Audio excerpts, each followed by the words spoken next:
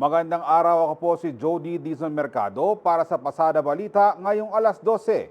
Arestado ang isang lalaki matapos sa pangho-hostage sa Baliwag Public Market sa Barangay Poblacion, Baliwag City, Bulacan, bandang 1:35 ng madaling araw ngayong Miyerkules, August 13.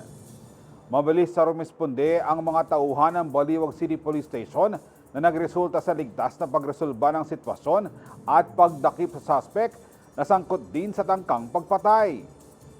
Kasalukuyang nasa kustodiya ng Bulacan Police ang suspect na nahaharap sa kasong attempted homicide kaugnay ng Republic Act 7610 o ang Special Protection of Children Against Abuse, Exploitation, and Discrimination Act.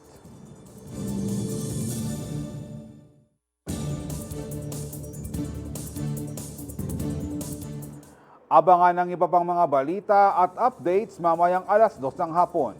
Ako po si Jody Dizon Mercado. Magandang araw po.